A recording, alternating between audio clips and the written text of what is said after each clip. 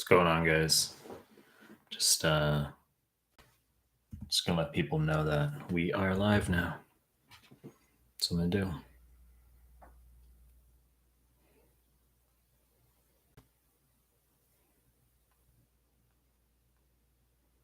What's going on? Crypto trading with Will. You got in fast today. You're first today, Will. You're first. What's going on? Equad, you are newer. What's going on? What's going on?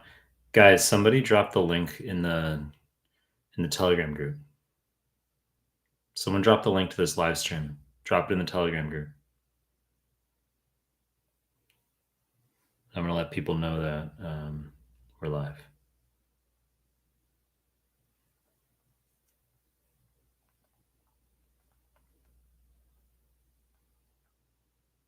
There we go.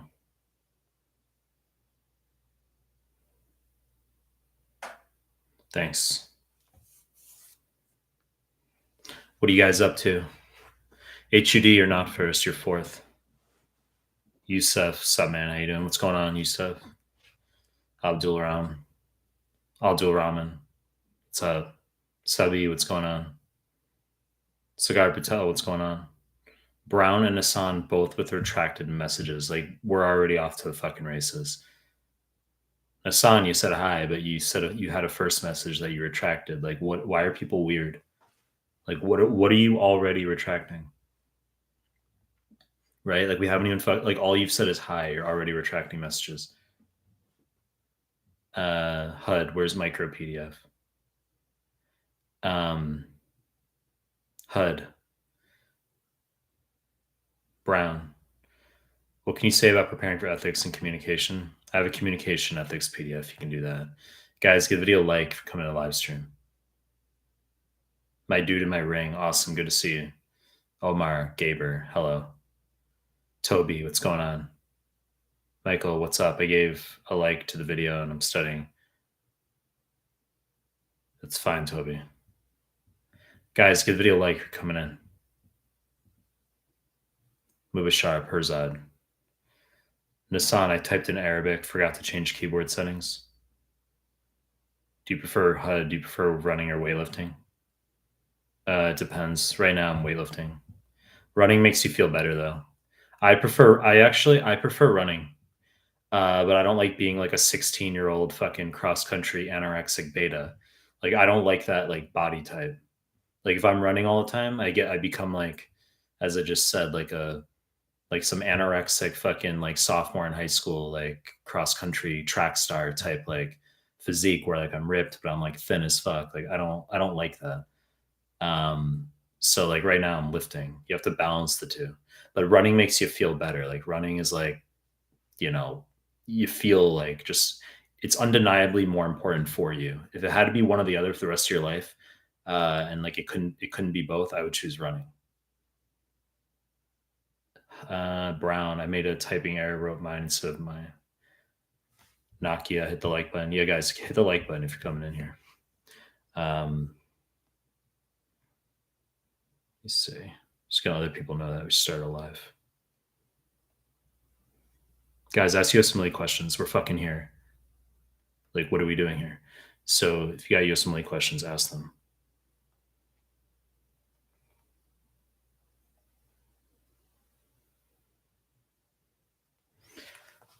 Hello, doc. There's a question on BB13 where you mentioned high calcium, high parathyroid. No other clues. Choose parathyroid hyperplasia, not parathyroid adenoma. Could you explain it? I don't know what you're referring to. I mean, couldn't parathyroid adenoma and parathyroid hyperplasia both cause high calcium, high PTH? So I'm not entirely sure what you're referring to. Parathyroid hyperplasia is an answer for how, in the setting of renal failure, if calcium level is restored to normal levels, like if you mitigate renal failure, like if you do dialysis, because in renal failure, you have low calcium, high phosphate, that's secondary hyperparathyroidism. But if you mitigate the renal failure, do dialysis, etc., calcium goes up into the normal range, but then PTH remains high. That's tertiary hyperparathyroidism. It's an answer on one of the 2 CK forms. It's parathyroid hyperplasia is the answer. Areta, hello, Dr. Mike. Benoit Sandor, what up, bro? What's a good UWorld average before starting NBMEs? Don't give a fuck. I like to see UWorld in the 60s, QBank in the 60s.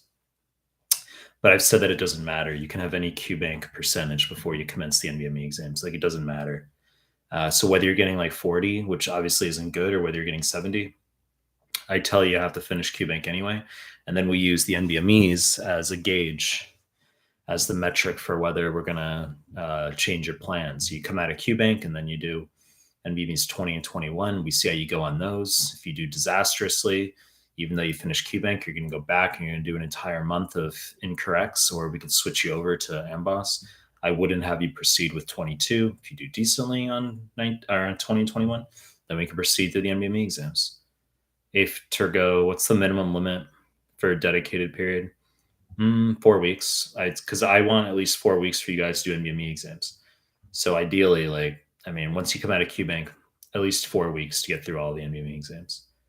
You said time limit, maximum time for. Now you're asking about maximum time for dedicated. I don't really care what someone's maximum time is per se. It's just once you get through the NBME exams, then you're ready to sit insofar as you've done well on them. Toby getting 70% UWorld, finishing 40 percentile rank, 98% UWorld done in AMBOSS, getting 80%. Good progress, step 1, end of September, question mark. 40th percentile rank, 98% done with UWorld. But on AMBOSS, you're getting, I don't really care, Toby, about what your QBank percentages are, as I just fucking said. I care about your NBMEs when you get out of QBank. That's what I care about. So, like, regardless if you're doing a QBank, when you come out, and you're doing NBME exams, right? That's what we care about. But no, a dumb question, but do we get lab values on the real exam? Yes, they're the same as the UWorld. UWorld is going to look, the real exam is going to look exactly like UWorld. Colors, calculated lab values. It all looks the same. Matthew Thomas, hi Mike, is neuroanatomy high yield? It's hit or miss.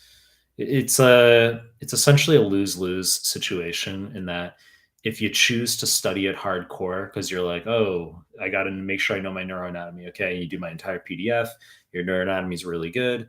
It's not going to show up in your exam. And you'll be like, that was a fucking waste of my time. Or if you choose, you say, okay, I'm going to bet on it not showing up. I'll bet on like maybe 1 or 2 questions, like I won't overemphasize it.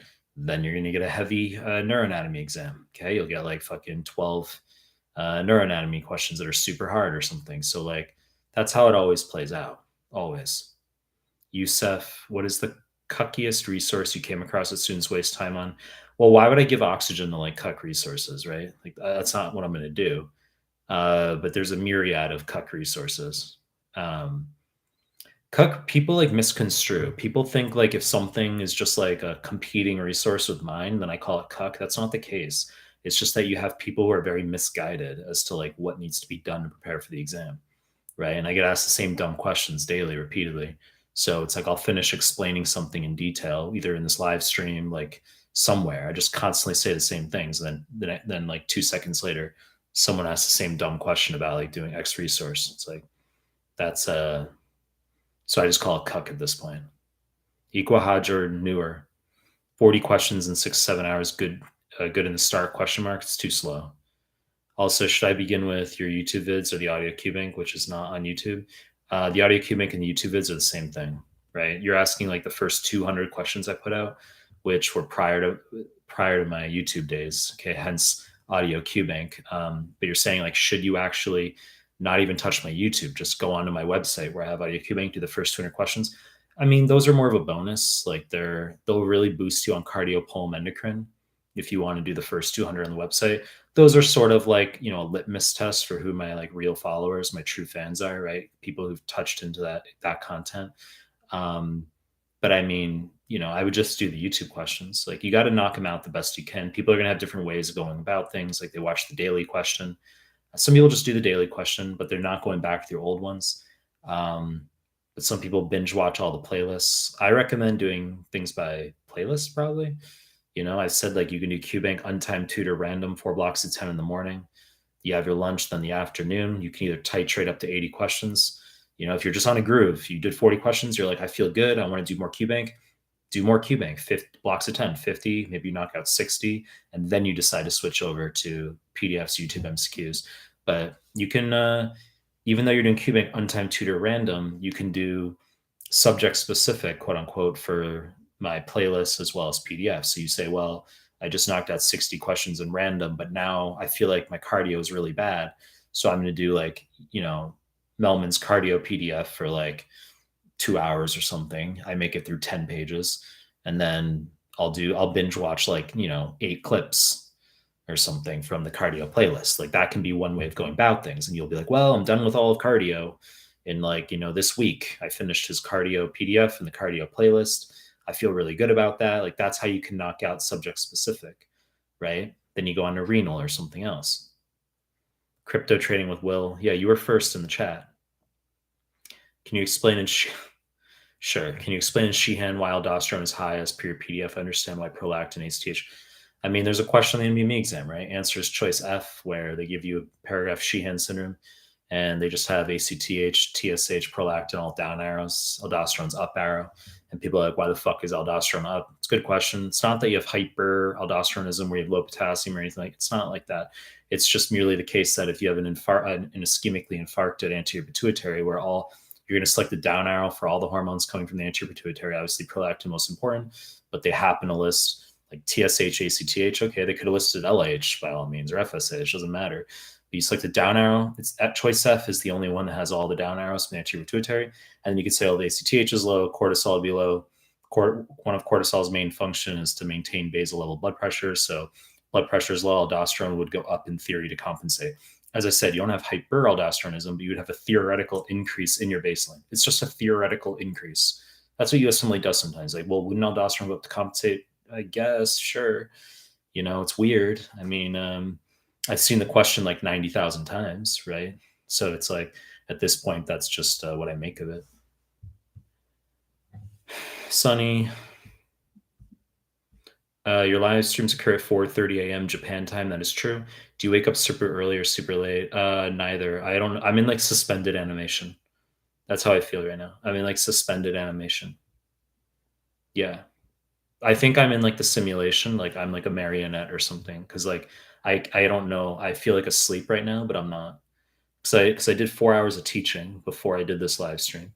And then I was like super tired. So I took like a 20-minute nap. And I was like twitching because I was like so like it was like intense fucking like my eyes were like moving. Okay, so I had like some intense 20-minute like twitching sleep. And then I woke up, I had a matcha, which has a little bit of caffeine in it, but like it didn't really do anything for me. And then I'm just like in suspended animation. So like I don't really know if I'm awake or I don't know what's going on right now. But I'll go to bed probably like noon my time. I'm on the US time zones. Like so I go to bed. I went to bed at like 12. I slept from 12:30 p.m. until 6:30 p.m. yesterday. That was my that's when I slept. And then I took the 20-minute nap as I just said. Theodore Lazar, do you think it would work out hard 4 to 5 days a week and 6-pack abs? It will help me attract more girls. That's so random. Like I was literally expecting a USMLE question. I didn't pre-read that. Do you think working out 4 to 5 days a week and getting 6-pack abs will attract more girls, or will it matter zero? It's not going to help as much as you think. It's only gonna, it can help in some ways, but it's not going to impact like as much as you might think. Let's see. It's mainly just for you, I guess, for your health. A girl will be like, oh my God, it's like so amazing. And then she'll ghost. I mean, that's like normal. I'm not necessarily talking about myself. I'm talking about like, I have lots of guy friends who, these are their experiences, they, Zaydoa, Mike, it's 8 days since I gave my step 1, but still an anxiety. The anxiety is killing me, bro. Just not sleeping well. As I told you early in my practice test, NBME, we're all 80%, but still fucking worried, thinking it's a mistake. So you're just telling me that you're like stressed because you took step 1 8 days ago and you're just still thinking about it. All right. You got to get over it. I would just ask you, do you need to prep for step 2? Like, are you going to do UWorld MBOSS for step 2 at this point? Right. And that's what I'd be asking. Div, hi, what's going on? Guys, give the video a like if you're coming to the live stream. Theodore Lazar, Ahmed. What's the point of memorizing 2031? People on Reddit say no repeats show up. Laughable. Cuck. Nonsense. Love that. Love it. So many things to unpack there. Where do we start? Which Christmas gift, which package do we open up first? The fact that we're talking about people on Reddit. Okay, do we start with that? Do we start with, that the notion of no repeats? Like, what do we start with right now? So I don't know where to begin. There's like too many fucking Christmas packages to look at. Um, I mean, you're gonna get the objectively. It's not anyone's fucking opinion. Objectively, you're gonna get repeats. Okay. I mean, how many times do I have to like debunk this? If you do all the old NBMEs, you're gonna get repeats on the new NBMEs. You're gonna get repeats from the new NBMEs on the real deal. People won't even realize that they see repeats, and I know that because I'll send a repeat. I'll send a question from like an offline form to like a student, and the student gets the question wrong when they do an NBME, and then I'll be like, "Have you ever seen that question before?" And they're like, "No." And I'm like, "I fucking sent that to you like a month ago." So students just like they won't remember questions I send them. I mean, that's anecdotal by all means, but like people don't fucking remember that they've seen repeats oftentimes.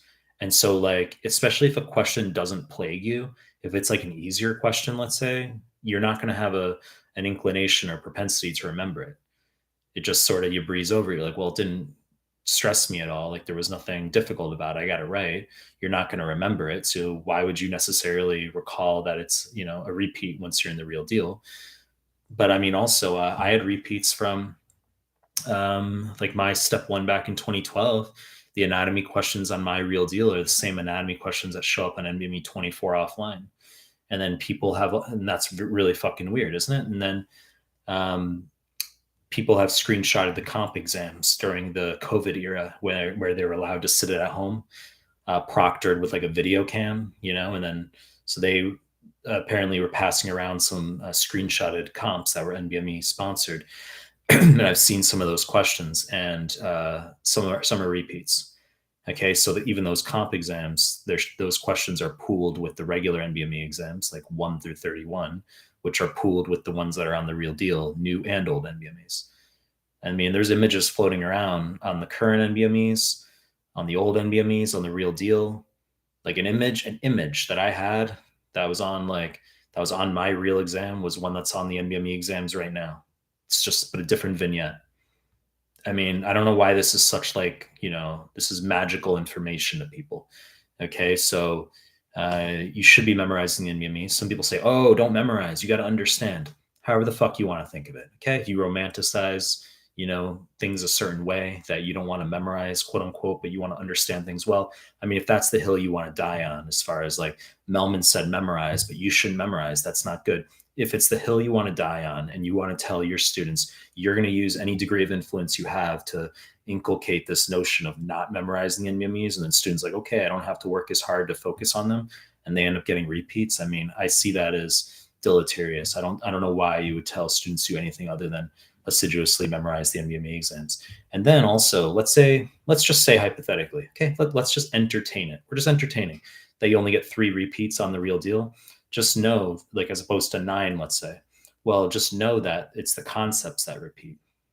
Concepts repeat. So even if you get a question that's slightly different, well, aren't you going to be able to lateralize and say, well, this question's a little bit different from what I've seen before, but I remember on NBME 27 or NBME 21, I remember there was a similar question where this was the answer. So I'm just going to go with that. So you're going to be able to augment your ability to have a gut instinct.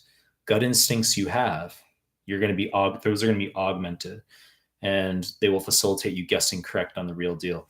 That's pretty much what's going to happen. If you spend your time memorizing the NBMEs, you're going to have all of those questions loaded into your preconscious state, where on the real deal, you're just going to be able to have a better gut instinct about things.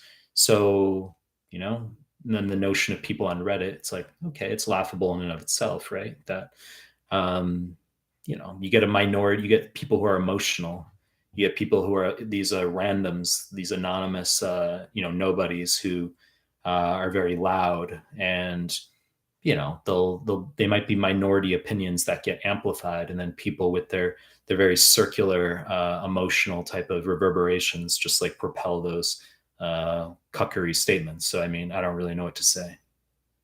U-turn asks, hi Dak, NBME 25 guys, give you a like, you're coming to live stream. U-turn, hi Doc, and maybe 25, 5 weeks out, 60% to fail. And maybe 26, 4 weeks out, 57% fail. 31, 4 weeks out, 64% borderline. Should I continue or postpone? Well, when is your exam? Okay. I mean, you said you took those NBMEs 5 and 4 weeks out, but are you 4 weeks out now? You didn't tell me when your exam actually is. But I don't want you taking fails on the NBMEs within the final month. I don't want that. So maybe you can write in more detail what your situation is down below, but just don't give me 5 massive paragraphs. Just keep it short. I want to know when your exam is, and I want to know, I want to know when your exam is. Equadra newer. How to remember the microscopic diagrams they give in the questions. What do you mean microscopic diagrams? I don't know what you're referring to. Let's see. Where are we? Brown. How do I recall the microbiology section? What is with all these weird fucking like ESL questions right now? Microbiology. I mean, I've said high yield dermatology PDF is loaded with micro. I've said that you can do my PowerPoints on the YouTube, because those are excellent in terms of I've got micro algorithms in there to help you remember some of the organisms. Okay, it's a pass-fail exam now, but that stuff's going to help you a lot. But Noy Sandor, thoughts on taking days off as long as I'm averaging 40 questions a day, e.g. I do 80 questions on Thursday so I can get wrecked on Friday. Some people need days off, some people don't. I don't really care what you do because it's a pass-fail step one. I tend to think I was of the mentality that like I didn't take days off when I was studying. I don't want to have judgment, okay, because I have students who do a variety of things, but I tend to have the viewpoint that like there's no fucking days off. You're either like committed to it or you're not. And days off, I don't think they should be planned in necessarily. I think days off should be like, you're feeling stressed and you got to just take a day, and that's acceptable. But I don't like putting 2 days off. Like we're going to have every Tuesday and Friday off because, you're mentally uncomfortable and not able to handle like doing study every day. Occasionally I have situations like that where people they need those days incorporated in, but I tend to think just fucking work. Okay. And then like every once in a while, like once every 3 weeks or something, if you're just like, you feel like you're burned out, okay, take a day off. It's not the end of the world. Equahaja newer, so many questions in 6 to 7 hours. If 40 questions is slow, I just think about an hour every 10 questions. Like that's what I think. An hour every 10 questions, I think that's fine. So like 4 hours in the morning for 40 questions. I mean, is that dramatic? So you get an hour for 10 questions, right? So 6 minutes per question. So that's 1 minute to answer the question, and that's 5 minutes to read the explanation. So 1 minute per answer choice, essentially. Is that so dramatic? You say like 10 questions per hour question mark, then how to read and understand the question so quickly. A lot of question marks. You're just going to read. I mean, I don't really know what to say. Like you don't need to annotate. You don't need to make Anki. Just read. SS Shodron syndrome. Is your high yield PDF plus UWorld enough for a person with poor basics for step one? QBank. I've said my PDFs, my YouTube MCQs. Do my YouTube MCQs. Okay. I mean, it's fucking platinum resource that is underrated. Okay. You know how many fucking DMs I get with people who are like, oh, like I didn't realize that like these questions were so gold kind of thing. Like I should have done these earlier. It's like, no fucking shit. Nakia Brooks. Now that you are not doing enough, everything you supply to us is beyond awesome. Just wondering if during a live stream, can we have a queue to go through? Can we have a queue to go through with you live, not to take away from tutoring? What are you asking? What is your question? Am I not answering questions right now? Like what I don't understand what you're asking right now. How am I not answering questions live right this fucking second? Um, do we need like a step up beyond what I'm already doing? Vishnavi Reddy, Vu Takudi. What is the chance of having UWorld MBME questions in final step one exam and is reading first day mandatory past step one if we do UWorld 2 or 3 times? Massive cuckery. You only need to do QBank once, not 2 to 3 times. First aid, not mandatory anymore. FA era is over. Just do my PDFs. That's the scenario right here. That's it. And you're not going to do UWorld in the final month. So you're going to do NBA. The final month's going to be only NBMEs 20 to 24, 41, 20, 25, 31. Fun Will Brand Disease. Hey, Mike, just found out I passed step a few days ago. Want to thank you for what you've done for me and countless others. Appreciate you. Good job, Von Will Brand Disease. Happy to hear that. Adam Gavey. Hi, Mike. What are the most important qualities that program directors are looking for in an applicant? Just numbers. They don't give a fuck who you are. They just look at your numbers. That's all they care about. Just numbers, class rank, 2CK score, class rank. But in all seriousness, I've talked about this before. They'll use your personal statement to eliminate you if you come off hubristic, supercilious about yourself. I've said that your personal statement is not going to be something that rules you in any capacity. No one's going to read your personal statement and be like, we really want this person at our program. They inspire us. It's not like that. They're just going to scan through and make sure you don't sound like you're about yourself, that you communicate humility, so maybe discussion of adversity, things you've overcome, that you're a team player. Like those are the things they're looking for. But I'd say a lot of that just matters once you're already at the interview. Because like these things are mostly just screen out mechanisms, I believe. Okay, like you get the interview based on your numbers. They don't give a fuck who you are as a person. They don't care about your volunteer experiences. They don't care about your jobs. They don't care about gap time that you took really, unless it's like really long, like, greater than 18 months, 2 years, maybe. They don't give a fuck. They're just going to look at your numbers. You're going to go in there and you're going to have your interview. And then pretty much everyone's interview is like going to be the same. Like everyone's going to be like, yeah, everyone came off mostly personable. And people will just get eliminated pretty much. Like you're gonna have the interviewer who's like, yeah, this person just seemed like they were about themselves. This person was like talking themselves up too much or just about themselves. Like that's not like someone we need.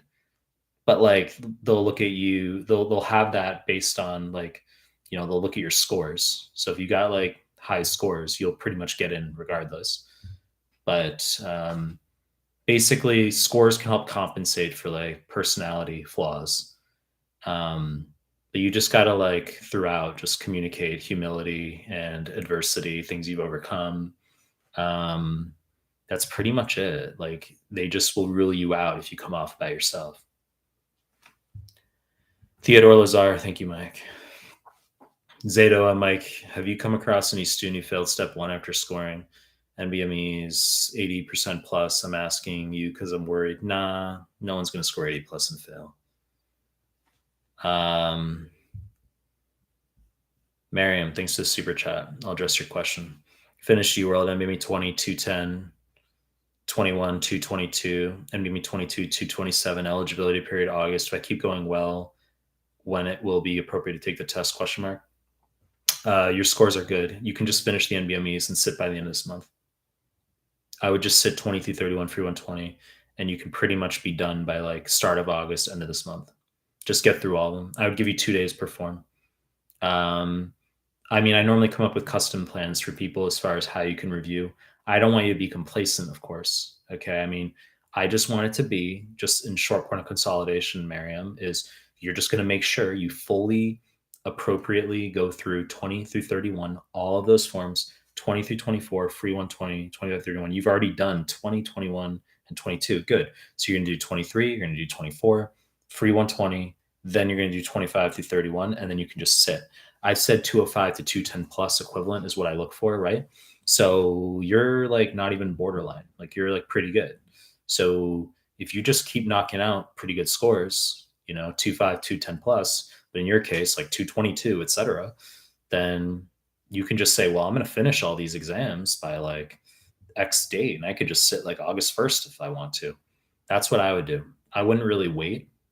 You could always do more. Of course, you could do like high yield arrows and like, my PDFs. Like, yes, I want you to do all that stuff. But like, I would say as long as you're getting good scores and you finish the MMEs, I would just sit, move up your test. Nakia, thanks to the super chat. I'm going to address your question.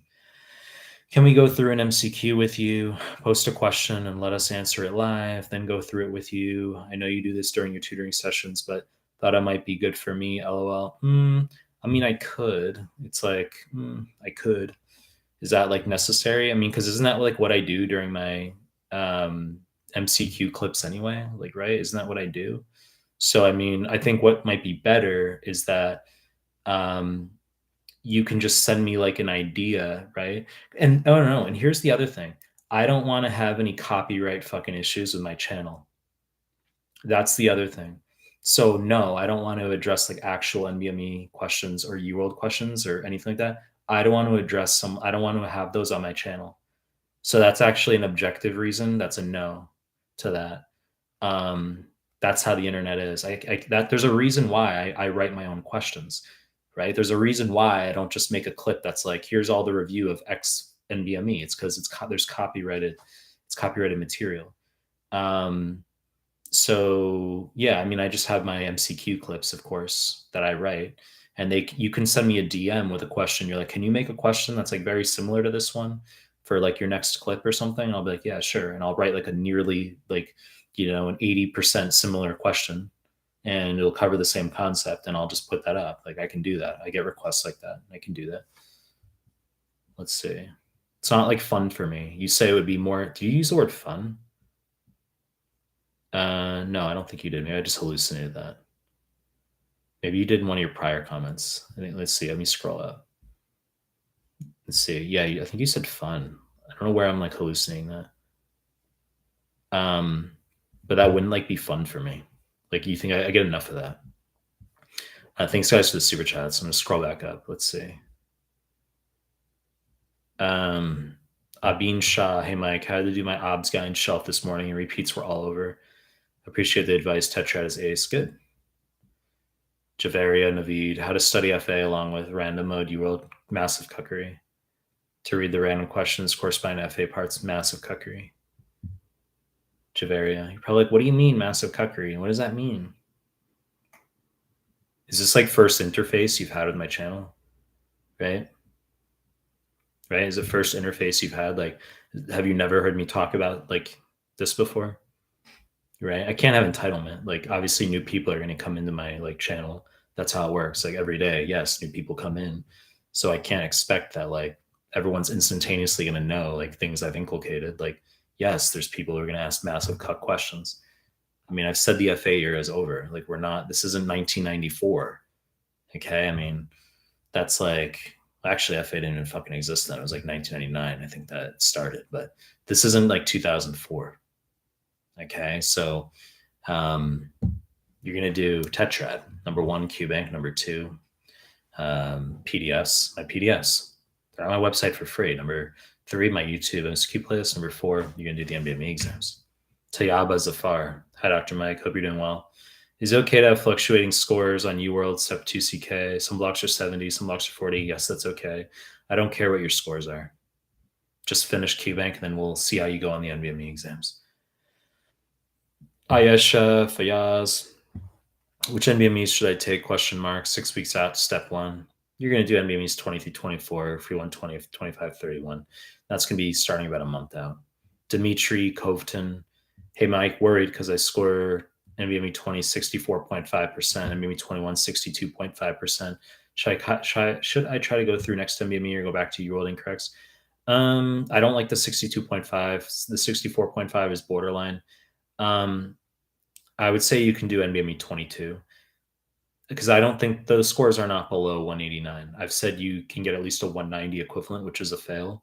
197 equivalent is passed. So I allow students to get a 190 to 196 mild fail, quote unquote, on 20 and 21. But if you take NBME 22 and you get a score conversion that's under 197, because the bar is higher as set for 22.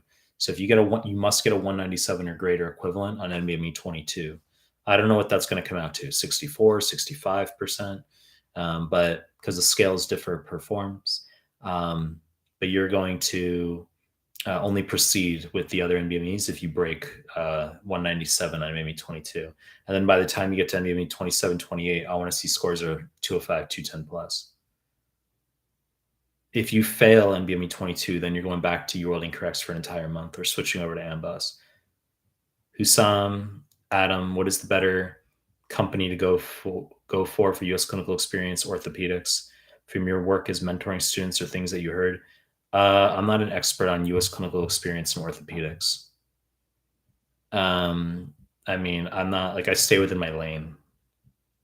R dog 8514, love the content! Exclamation mark. Thanks, dude. U turn, yes, I'm 4 weeks out.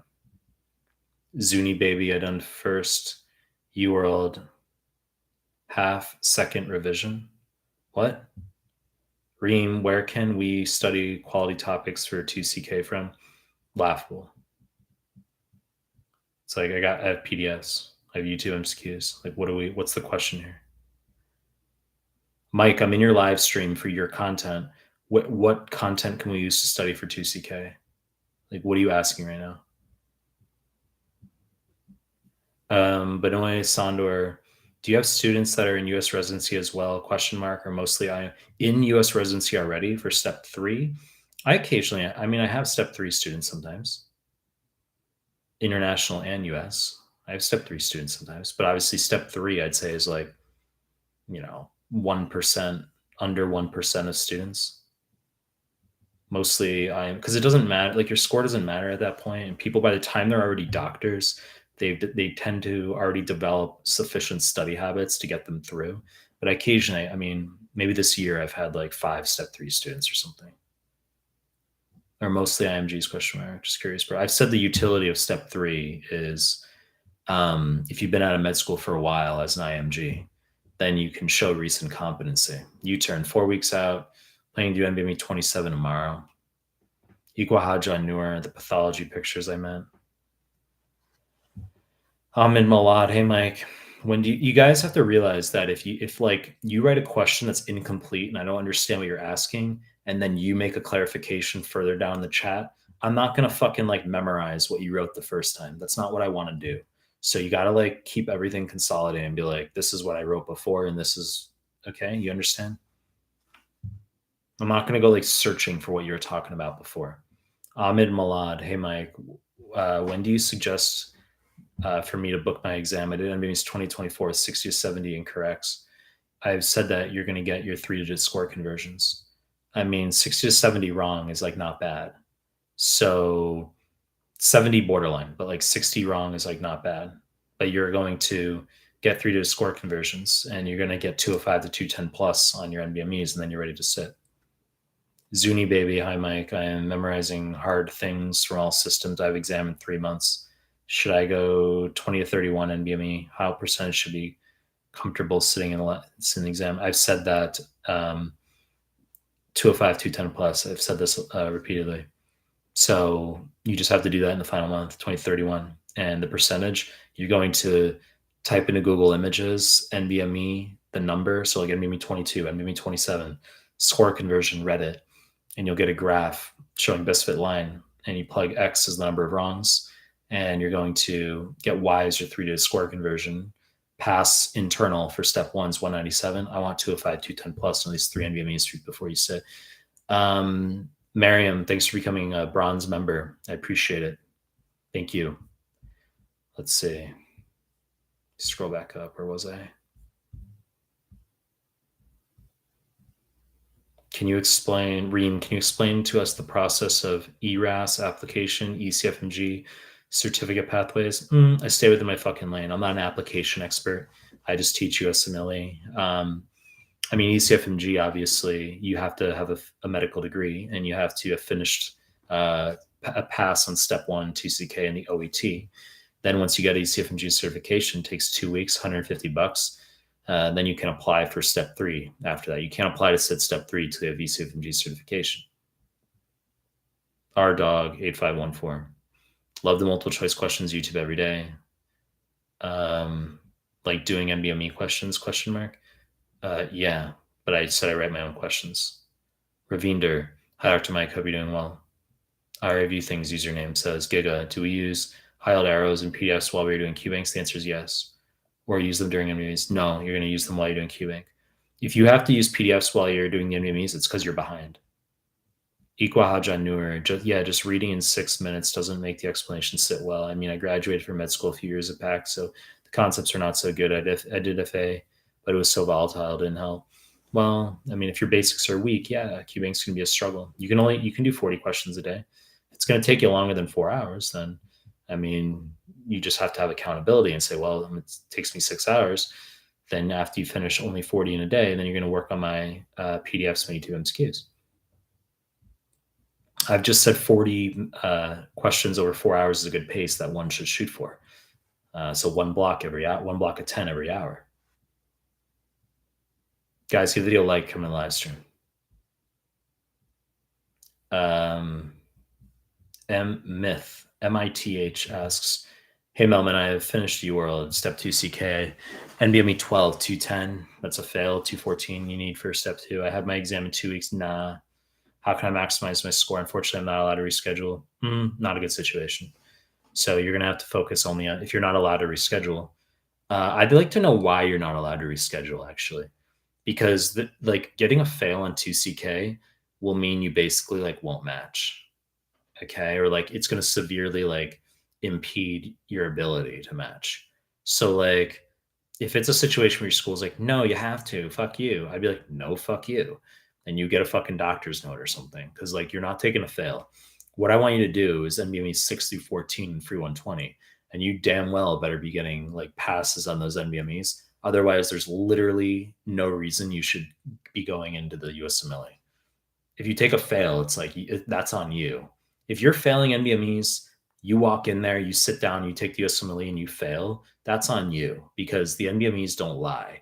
So you have to be very fucking stupid to sit through the USMLE if you've been taking fails on the actual NBME exams. I mean, it's a bad move. If your school is forcing you to, you get a doctor's note. You say, no, I was really sick and here's my doctor's note. And they can't, what are they going to do? I think even legally, they would have issues with that. You could sue or something. You could be no, I was sick. Here's a doctor's note. And people, when you're actually sick, that tends to be the one line, admin don't cross. That tends to be it. That'll be yeah, if someone's failing, you're not walking in there and sitting. Let's see. But if you're able to reschedule, if you're taking fails and you're able to reschedule anything like that, I want you going through the clinical mastery series forms in order to boost your scores. Rushna, Hasib, hey Dr. Mike, past step 1, thanks to your guidance. I have to apply next year. Can you give me a timeline for preparation? Step 2, 2 months QBank, and then you're going to do 3 to 3.5 weeks, all the CMS forms, NBME 6 through 8, another pass of all the CMS forms, free 120, 9 through 14. So post QBank, that's 8 to 9 weeks. That's 4 months total. Reem, can we apply for residency on November and still get interviews, ? Or we have to submit the application before September 28th? No fucking idea. I'm not an application expert. All right. You're just going to have to look up those dates. Nakia, but yes, you do more than enough. Just a thought. Mazrur, good to see you. What do you think about approaching in foreign countries with language barriers? Same as usual approach or different? I would say it's a net disadvantage. There will be some females who find it cute, quote unquote, or vulnerable if you don't speak the language native level. I think that's overrated. I would say for every one interaction that benefits you, that actually tangibly benefits you, that could help propagate an interaction where the girl literally thinks it's cute that you're not native in the language or something. For every one interaction that happens, I would say it's 99 that it's a disadvantage because you're not native. And nuance, I'd say the main reason language barrier is an issue is because of nuances of humor.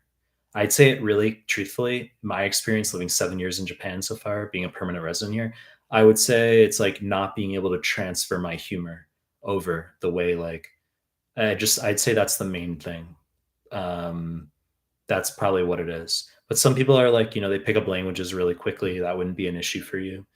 But But I'd say overall, it's a real thing. It's an impediment more than it is an advantage in any scenario. I think if someone tells you an advantage, no, I don't think so. Let's see. Nokia, fair enough.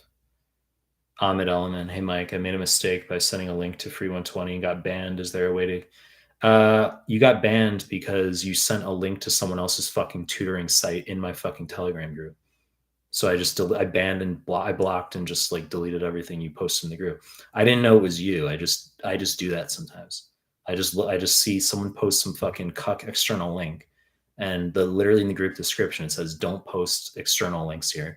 And someone's like, here's this link to a fucking external tutoring site because they have some explanations that are helpful. It's like, no, fuck you. And then I just delete you and ban you from the channel. Right? There's an EQ element. It goes both ways. Someone could say to me, like, okay, demonstrate some EQ, some appreciation for, people who follow your content. Be like, oh, sorry, it was a miscommunication, right? I know you didn't mean to do that. It's okay. Like, let's reconcile. Like, do you understand? It's not okay to do that. You shouldn't do that. Please don't do that again. Oh, I'm sorry. I didn't mean to. Okay. No, it's no problem. Like, I'm not really like that. I'm just like, peace. Okay. Like, I mean, it's mainly a time thing. I don't have time to deal with that nonsense. But what I want you to do is, um, I guess, I don't know if you'll be able to DM me on Telegram, but you can DM me on Instagram. DM me on Instagram and tell me what your username was, and I'll go randomly add you back to the group. Tell me what your username was on Telegram, and I'll search for you and put you back in. Nokia, I meant your questions though, not you World NBME, but that is fair. That's twice in a row you said fair enough. Yes, it's fair. I'm not going to put like copyrighted questions on my YouTube. That's what I said. Maxwell Goo, hey Dr. Mike, nice to see you again. Yes, last time it was my first time on your live stream. Atharva Ray Pod, have you joined residency in the US? The answer is no, no fucking interest. I live in Japan. Ahmed Hendi, hey Dr. Mike. I'm Nate. Thanks for being a member. Mike the man had zero anxiety in the exam thanks to your advice. Did all your PDFs sure quality? Good. Atharva Rapid, have you joined residency? Look at that cuckery, massive cuckery. So Atharva in the live stream chat, you ask it in normal, just like have you joined residency in the US ? I addressed that. And then let's see how many. 1, 2, 3, 4 comments down, all capital letters, same question. Have you joined residency in the US ? Like laughable. Like, what are you screaming? Reem, what's the cutoff size in centimeters for going to surgery as the next best step in the management of ovarian cyst? Or we always give OCP and recheck with ultrasound after 6 weeks? I haven't seen USMLE like care about like number of centimeters. That type of thing is like Amboss, QBank nonsense. Like they'll act as though it matters. USMLE doesn't give a fuck. Like what I've seen on an NBME question is there's like someone with a cyst and they had observe. They actually have flip-flopped on it. There's a question where like their observation was wrong. OCP and re-ultrasound in 6 weeks was a correct answer. And then there's like another question where it was just observe and OCPs are wrong. So like NBME is a bit weird on that. I think the most updated guidelines are actually, they can just be observed, and that OCPs aren't necessary. Okay, that's apparently like the newest, that's the newest guideline. I know I've talked about in my content that OCP and recheck in 6 weeks, but it's on one of the CMS forms. It's on an OBS-GYN form. I don't even think it's necessarily an offline form. I think it's just on one of the forms. But the newest guidelines apparently say that OCPs haven't demonstrated like, proven efficacy in terms of treatment of ovarian cysts, but they're usually just observed. They're just observed. You can give like NSAIDs if there's a ruptured cyst as an example. That's a long discussion. We talk about like ruptured cyst versus torsion of adnexal torsion. I talked about it in one of the prior live streams. Hussam, what is your specialty as doctor? I do USMLE stuff. That's my specialty. I love these questions. Like as far as like people finding it radical that I just do USMLE stuff. U-turn, NBME 25, 60%, 57%, 64%. Okay. Should I pursue the NBME 27 tomorrow? I'm 4 weeks out. I don't want to miss this match cycle. 60, 57 are bad scores. Um, I mean, I would say you should do NBME 20. And I want to see, in your case, because you already used 3 NBME exams, and I don't like your scores in 25 and 26, this is what's going to happen, U turn. You're going to do NBMEs 20 and 21. You have to pass. So I've said for other people, like they're just coming right fresh out of QBank, they can get like a 190 plus. I want you to get 197 plus on 20 and 21. That's what I want to see. If you fail either 20 or 21, you're postponing your exam and you're going back to QBank for a month. And this is also a point I made. If you say to yourself, holy shit, I don't want to do that. I want to match the cycle. I don't want to do that. My advice is then fucking do well in 20 and 21 so you don't have to postpone. Because otherwise it's going to come down to it where you obviously have the autonomy. Like I'm not going to, be sitting the exam for you, and you're not going to, you can make that decision yourself. As I said, you have the autonomy. So if your scores aren't where they need to be, you can sit, but just be aware that it's risky. So I want to see passes on the NBMEs. I want to see 205, 210 plus equivalent ultimately. Are most of your students IMG? Maybe 80% are IMG. Because I have students in US med schools, like MD med schools, DO med schools. I have some dental students, so maybe 75% are IMG, and then maybe 1 out of 4, I'd say, are MD, DO, dental students. John Bashara, hey Mike, step 1, July 31st. Okay, you got 66% on and maybe 26. Should I keep pushing through the NBMEs to your PDFs or switch it up? If your exam's on the 31st in just 2.5 weeks, like my question is why you haven't done 20 through 24 first? Why you didn't maybe 26? That's so random. So you're gonna do 20 through, you gotta finish 20 through 31, free 120. I would postpone possibly. 66 is a borderline score. You got to get passes on the NBMEs. If you're scoring 76%, I'd say it doesn't matter. You can just sit at the end of the month, but even if you haven't finished all the NBMEs. But if you're like borderline, like 66%, I want you getting through all the NBMEs. Maybe you could postpone like a couple weeks. Jacob, do you see a lot of other people skate in Osaka? Not really. No, sometimes, but not really. I would say like in Australia, that was what I saw more of. Like when I was living there. I lived in Australia 7 years. Let's see. Mohammed, I used to skate with my my Aussie housemate in Australia. We had this like big concrete slab. We lived in some like townhouse, some Queensland flat near campus, and like we were in a house with like 6 people, like some Malaysians, some like Singaporeans, a dude from Iraq. But we had this like concrete, this massive, just like cement fucking rectangle in our backyard because it was something like the owner had originally planned on building like a garage shed in the backyard for a car, but then like never did. But he had like the cement slab. So we would just like do like ollies and stuff on this, like, we just play music and do like ollies and stuff on this like cement fucking rectangle in our backyard.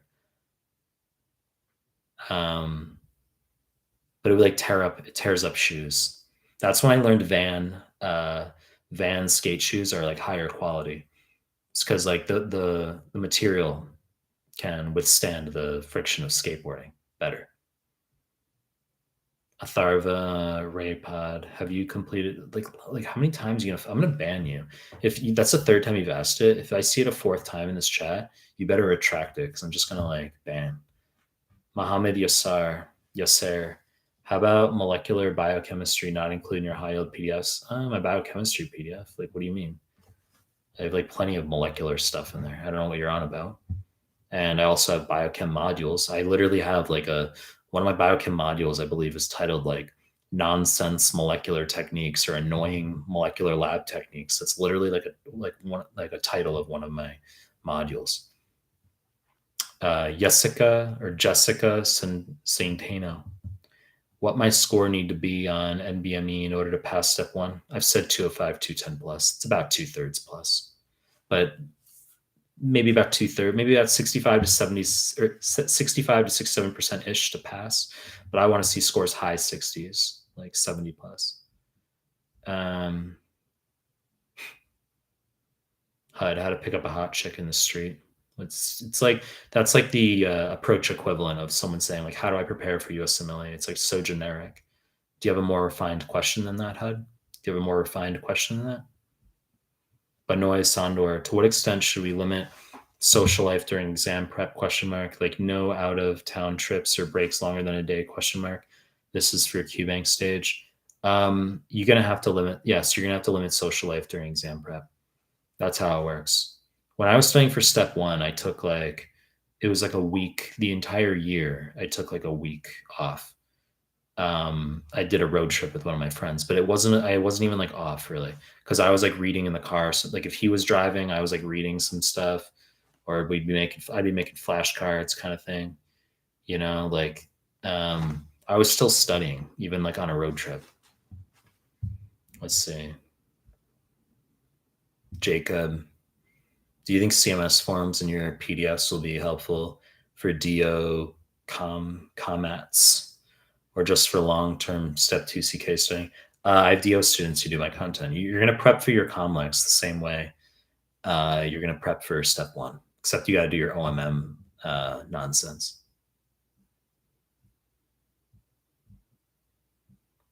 Back in the basement, what in the hell snatched? Hello, doctor. Do you know about IFOM? Yep, I know about IFOM. It's like a slightly easier version of USMLE. AILE, hi Mike, is neuro PDF specific for step two? No, it's step one and step two. Cameron Collins, what is this? Osteopetrosis mutation, carbonic anhydrase 2, which impairs the ability of osteoclasts to generate in a acidic environment, but also can cause renal tubular osteosis. You're asking, I mean, no one gives a fuck. Osteopetrosis, yes, it's a mutation in carbonic anhydrase 2. So osteoclasts, when they're resorbing bone, breaking down bone, they have carbonic anhydrase, which is going to allow for CO2 to combine with water to make H2CO3, bicarbonate a proton that concentrates the proton the protons at an interface to create an acidic boundary with the bone to induce resorption. So if you can't do that, you get impaired osteoclast activity, increased bone density, and it's one of the diagnoses to consider for fractures in children. So osteopetrosis, aka Albert-Schoenberg syndrome, osteogenesis imperfecta, obviously, collagen 1 defect, child abuse, things to consider. You're asking about renal tubular acidosis? No fucking idea. Okay, I haven't seen them. I haven't seen them amalgamate those concepts. They do want you to know also for osteopetrosis that something about GM-CSF mutation. So osteoclasts, they're apparently from like the GM-CSF pathway. Let's see. RJ, top 3 cuckiest medical specialties. I don't think of specialties that way. I just think of like, I think it's mostly just students' questions about things. But I'd say derm and radiology. Derm and radiology, I'd say not 3, I'd just say 2. Derm and radiology are the cuckiest specialties in that like nobody actually has interest in those specialties. They just do them for the cash. That's what it is, right? It's like a perennial, this is a continual type of thing with my live streams is that like, you know, there's certain questions people ask like all the time. And it's like, this kind of goes, this ventures into one of them about like people ask about derm or ask about radiology. And I'm like, you don't have interest. You don't have interest in derm. You don't have interest in radiology. It's just the cash. It's just a lifestyle. Just lifestyle. It's cash. You know, nobody has interest in sitting in a fucking dark windowless room looking at scans all day. That's not what you're interested in. You don't have interest. Okay. No, you don't have interest in skin. No, you don't give a fuck about like BCCs. No, your family member that had a skin condition that supposedly made you passionate about skin. No, you're not interested in skin. It's just the cash. That's all it is. It's just cash. Benoit Sandor, favorite lift in the gym? Bench. I like bench press. Abcom 98. Why weird shirts and expensive watches? Where are the nice shirts? I don't know. I mean, what do you want me to fucking tell you? Like, I mean, what do you want me to fucking tell you? NJM. Hey, I have been in step one, 65% range, score an MBME 28, 55%, 57%, 60%, all fails. Doing third round of UWorld. Third round of UWorld. What the hell? You only have to do one UWorld once, so you're misguided right now. You're gonna just do. Honestly, the fact that your scores aren't where they need to be and you're on a third round of UWorld, I would just stop fucking UWorld altogether at this point. Just switch you over to Amboss fresh. That's what I would do. Braden Jackson, as far as quality of med schools, do you think Australian or American schools are better, or is it marginal? I think Australia is better for overall for like getting into med school, in that they have more programs that have shorter undergrads. They basically like not all their students have to go through like some bullshit 4-year degree. Like obviously there are post grad entries 100%. I mean for Australian schools, but like when I was in med school at least in Australia, there were a large number of students. I'm just going to give a number like maybe like 80 or so of the Australians. Like there were a large number of Australians in our program that were out of high school. They did like a 6-year program. Like they were like they were accepted out of high school. They were like 17. I think they graduated like 17. So they were like 17, 18 and fucking like undergrad with some pre-med stuff. And then they started med school at 19 and they graduate earlier. I think that's better. I don't think you need to have fucking like physics and all this bullshit. I mean, it can help. Like, don't get me wrong. Anything we do can help in undergrad, right? But I think America has like, it's too lengthy of a pre-med system. Um, I think that's too lengthy. Where like every American has like an undergrad or a master's, or it's like all these years of pre med stuff. Australia more streamlines it, but I think post grad it depends on your view because when you finish med school, um, Australia is a more lengthy process. Okay, so if your aim is just get the cash, like if your aim is just become an attending, you say just get me to be an attending fast. You want to be in America, not Australia, because you're going to finish med school and then you just apply into the match and then you're like in a 4-year program and then you just finish that and you're an attending, right? That's America. Australia, the British system, you finish med school and you're not in a program yet. Now you have to do your residency, which is not considered a training program. Your residency is like just post grad rotation years. It's like med school, like 2.0. Like you'll be an intern and you'll rotate through different things. You'll be a junior house officer, senior house officer, principal house officer. And then you'll apply into a program. Let's say like anesthesiology. You're going to apply into that like 3-4 years out of med school. Okay, so it's a much lengthier post grad process. So it depends what your aims are. It's just the cash, right? About the cash. It's better to be in America. Um, but there are things as far as I think in terms of the quality of the practitioners, Australia beats the US in the sense that we can make a case that doctors are more comprehensive because let's say you go on to be a pediatrician. Okay. If you're in the United States, you're just going to go from med school to now you're on your PEDS program.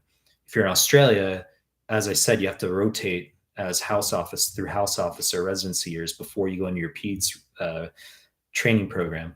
That'll make you more diverse in terms of your knowledge base. Maybe you do a couple of years of or some rotations in obs-gyn, psychology, or psychiatry, emergency. So you gain experience in other areas. And then ultimately, when you're a pediatrician, you're a more well-rounded doctor and practitioner with more manifold, multifarious perspectives. I think that can be helpful. So it's in short, the short point of consolidation is that America, I think the pre-med years are too lengthy to get into med school. Australia condenses it, but then Australia is like lengthy post grad, post med school in order to become an attending. So if you want the fastest fucking entry to be an attending, you should basically grow up in it. You could grow up in America, fucking go to fucking high school, or sorry, go to med school in us. Yeah, just apply like into med school in Australia from like high school or something. You could like do that and then just go back to the US for your training program. You'd be like an attending at like 26 or something. Let's see. Iqua Hajanur. Should we learn the pathology microslides given in the questions? I don't know what you're asking. Are you talking about like the images from the NBME exams? Yes, you should know the images from the NBMEs. Guys, give the video a like for coming to the live stream. Let's see. Nita, when are we dropping the infectious disease PDF double question mark? I've said high yield derm is loaded with micro. I might make Anki cards eventually. Stormy Orlin, do you suggest only reviewing incorrects for TCK and BMEs? Question mark. One day reviewing the entire exam, but find myself reviewing stuff I already know. I move on when I realize about 100 Qs in space 2 weeks out. No, I want you reviewing all the questions for the NBME exams. You should never shortchange yourself. Never shortchange yourself. I want you reviewing everything, 100%. HUD, you're asking if there's a hot chick in the street what is the first thing I should say to her? Are we stage 0 right now? Have you well, I ask because you're asking me. I'm reading your comment right now. You're saying if there's a hot chick in the street, what's the first thing should I say to her? Question mark. Well, I'm asking you, what is the first thing you'd say to her? I mean, the response I can give you is it doesn't fucking matter what you say because most of the time, you should understand that girls are going to be unreceptive the majority of the time, but that's not your fault. That's just the female default state. So you can walk up, you can say, hey, I'm so and so. You can walk up and say, hey, I thought you were pretty. You can walk up and say whatever you want, and there's no formula in terms of what's going to work because it's all dependent on the female state, where she just happens to be open to you to having conversation that moment, whereas another time she's just she's not in a headspace where she wants to talk to you or talk to anybody. That's the default female state. You have to realize that. Guys take it so personally. I've said that women only care about looks. I've said that. So guys will say, well, that is personal, isn't it? No. I think that's more in terms of dating interactions, things actually moving forward. But you have to understand that the instantaneous moment that you happen to open a girl on the street and she deflects you instantly or something, she's not really analyzing you. That's more just it's like somebody handing you a flyer on the street. You just don't want to be bothered. You're like, no, I don't give a fuck. You're not looking at the person. You don't care what the flyer is. It's not about the person or their fucking flyer or their fucking idea or that they weren't smiling or that whatever. It's just you're not fucking interested in getting a flyer put in your face. That's kind of what it is. So whether you tell the girl she's pretty or whether you just say, hey, I'm so and so, it doesn't matter. It's more just volume of interaction. It's more just you have to repeat it over and over and over and over and over again, and filter for people who are going to be open to conversation, and then you just take it from there. Username K, hey Mike, hope you're doing well. Is it possible to finish all the CMS forms in a week? I've done 3 question marks, exclamation mark. I've done first pass UWorld, step 2 CK. No, it's not possible to finish all the CMS forms in a week. It's going to take you 3 to 3.5 weeks because you're going to do 2 per day and you're going to do all 45 to 50 forms. Div, gosh, it's fucking true. I mean, how many times do I have to say it? AILD, do you think new free 120 is harder than the old one? No, I don't think so. I think it's just all in your head. Crypto trading with Will. Do you have any opinion on X resource? Do you have any? Okay, I'll say. Do you have any opinion on dirty medicine? I mean, I don't have an opinion. Okay, I don't. I just think that obviously there's a high sub number. There's a high sub number, and the concepts. The market decides. It's not my opinion that matters. It's the market, right? So the market has decided that channel was going to gain lots and lots and lots of subs. It's more just concepts that it addresses concepts that people clearly need help on. So that's why it's grown. Okay, if you have they're very buzzy titles that people will search, and then YouTube will constantly circulate those videos, and that's how the channel's grown. My point of view is clearly yes, it has lots of subs. Utility for USMLE. I try not to be derogatory about it because it's nothing to be negative about. It's just the concepts I say, are they really USMLE relevant? It's just, I think it's more general medicine. It's just general medicine, right? I mean, you have concepts that clearly have helped some people. I think for a channel that has 570,000 fucking subscribers, I think the engagement should be higher. Okay. That's not derogatory either. It's just, I mean, aren't these people, that's what human beings do. Don't human beings look at metrics? Isn't that what they do? So if my videos are getting like kind of similar, like some of the clips, if they're getting like similar engagement, like if I'm getting like if I have my MCQs up after a few days and they're all getting like over 1,000 views, 1.4K views after being up for a few days, and I only have 17K subs, and you have a channel that has 570,000 fucking subscribers, and then they are getting like 2K views or 4K views or 8K views, shouldn't they have like 90K fucking views? Right? Shouldn't they have like 100,000 fucking views? That's my thought on it. So I think that it's probably that people see a video that they think is helpful, they sub to the channel, but then they're not actually like an audience. Like they don't actually like go back and like view the channel, as they're not like an audience for that channel. They're just like they found a bit like somehow the videos get subs, but like the engagement isn't really where it should be. Let's see. Div, I'm not even interested in medicine altogether. Okay, hey Mike, how should I plan out my day when doing CMS forms? You're just going to do 2 forms per day. That's what you're going to do. I mean, is it that dramatic? So just 2 forms. You do one of the CMS forms, 50 questions, take a lunch, another CMS form. And I would say it could take you 3 hours, because it's going to take you an hour to do the CMS form. Then it could take you 2 hours, maybe 2.5 hours to review. It could take a while. They're very, very draining. So 2 CMS forms are going to like take up most of your day. Iqua Newer, Dr. Mike, can you start this session a little bit earlier, like you did in the first week? I've just been overloaded with students recently. That's kind of what's happened, and I've been like my sleep's been fucked up. This month has been crazy with students. So yeah, I've just been really really busy. Let's see. I'm Nate and Jan. Share a view more contents for pharm and biochem other than things that haven't been covered in your notes or flashcards. I feel pharm cues are more broad than your notes. Well, I mean, it's about a pass fail exam, right? So think we can always, the rabbit hole can go deeper. I mean, I can make like questions that are like, I mean, how extensive do we need to be? So, you know, I'm trying to get you to pass level, not to memorize every fucking medication, under the sun, right? But yes, there's drugs I could add for sure. Ayatollah, is it true that there are fewer farm questions now in the real deal? I mean, they had said that they cut down on management questions, but I would not say that there's less farm in the real deal. They have the percentages broken down on the actual like USMLE website. Like if you go into like their PDF, they've got some like PDF that delineates it writes everything out as far as what's on the exam percentage wise. And they mentioned farm, I don't know, like 5%, 7%, like whatever it is. Benoit Sondor, what are your thoughts on the American healthcare system?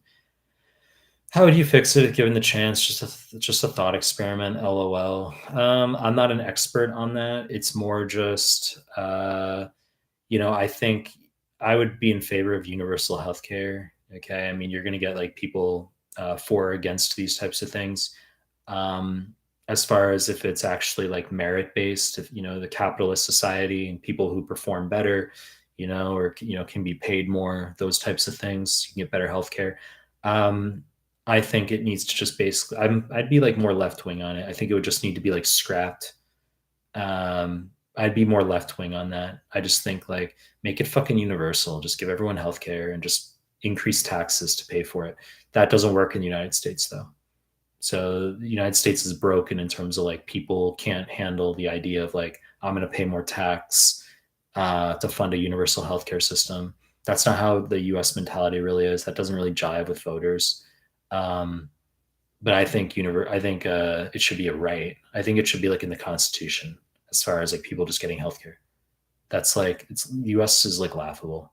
Everyone can have a gun, right? You're allowed to have a gun, but you're not allowed to have healthcare necessarily. Like, I mean, so I think that's a broken system. Von Willebrand disease. Do you feel like family medicine gets a bad reputation because it's known to be less competitive? Question mark. I hear a lot of people such as yourself who are truly interested, and it's nice to hear that. Well, I mean, it's about cash, right? Because if family medicine paid a lot of cash, then you'd have people who are very interested in it. Um, yeah, I mean, I think that's right. It's just people are focused on prestige and cash, and so that's why they wouldn't be interested in family medicine, quote unquote. I thought family medicine was my favorite rotation when I was in med school. Like I did a rural family medicine term in Australia under a hilarious, fucking brilliant Aussie doctor, and he did archaeology in his part time. Hilarious dude. He was a rugby coach. Like we went out on on one of the Sundays. So we were like the medics. Did a little like mini some surgical stuff. Um, but family medicine in Australia as well, like because highest incidence of skin cancer. So a lot of interventions as far as a lot of they basically second their uh, they have a second career basically as dermatologists, like informal dermatologists, just because there's so much skin pathology in Australia. Um, but yeah, that was my favorite rotation in medical school. But people are focused on the cash. I don't think that that's like just what pays the most. My score is X. I got a 269 on step two. And they look at the graph. People look at the graphs of the specialties and they're like, oh shit, I could do this specialty. I could do fucking anesthesiology or whatever, and get like, 420K a year. It's like people focus on the cash. That's what it is. Sebastian Hain, hey doc, do you have any experience preparing Canadian students studying for the MCC QE or whatever? No, I don't prep for that exam, just USMLE. ABCOM 98, the genes that determine physiology, the physiology affects the genes. How does this process even start? Where did DNA come from? The fuck are you asking? What are we in like middle school? Gote Borgare. For step one is UWorld and your audio cube. Just by the way, I'm joking. Relax. Don't get salty with me. We're joking. Okay. We're all friends here. Gote Borgare for step one is UWorld and your audio QBank enough. No, I've said you're going to do tetrad of QBank number 1, 2, my PDFs 3, my YouTube MSQs 4, NBME exams. Why don't you do all 4? Benoit Sandor, house hookup culture in Japan. Was wondering if they're as liberal as Europe or the United States. Yeah, I mean, I don't know how much I want to really get into that in this live stream. Let's just say the culture has gone very inward since COVID. Mohammed Ramadan, is Amboss alone enough? The answer is no. As long as I improve in the NBMEs, it's okay. I've said I want you to do my PDFs, my YouTube MCQs. Vinay Pagidi, hi Mike, exam in 2 weeks. Just done with UWorld and high arrows. What NBME forms should I take? Well, if you only have 2 weeks, you need to be getting through the NBMEs 20 through 31 for 120. You don't have time. So if you can't postpone your exam, at the minimum, you have to do 25 to 31. But I don't want you using all the forms if you're not passing yet. So ideally, you postpone so you have a month to do all the NBME exams. Mohammed Ramadan, really appreciate these hours. Thank you. Italy, my scores actually, guys, give the video a like. You're coming to live stream. My scores actually have improved after stopping choosing weird sounding shit answers. Do you think it would work in the real deal? And would you recommend not to overthink? What the fuck do you think, bro? I mean, like, of course, I've said that. Not over like, if you don't choose weird sounding shit and if you don't change your answer when you're not 100% sure, like those are tactics that will really help you. Yes, that applies for the MBMEs, which is the same as the real deal. Ibrahim Morzi, hey, Artem, I scored 241 to maybe 22 days ago. Should I do 21 to 31? The answer is yes. Will it affect student doctors? I don't know what you're asking. ABCOM 98. Study. I know FA is not helpful anymore. I didn't say it's not helpful. I just think it's superfluous. Is Crush Step 1 book never? Nah. Just do my fucking PDFs, dude. Like, what's with the trolling questions? Like, you're literally in my live stream and you're like, should I do some cuck resource or should I look at your PDFs? Thank you for all the material you put out, Mike. Vishnu. Thanks, Vishnu. Syed, I'm so demotivated despite decent scores at NBME. I'm not getting that confidence. I mean, you have to pretty much just push through anyway, right? It's like if you're, you said despite decent scores in the NBMEs. Well, I said as long as you get 205, 210 plus, right? I mean, that's all that matters. So you can just sit. Guys, that's the end of the questions. It's the end of the live stream. See you guys tomorrow.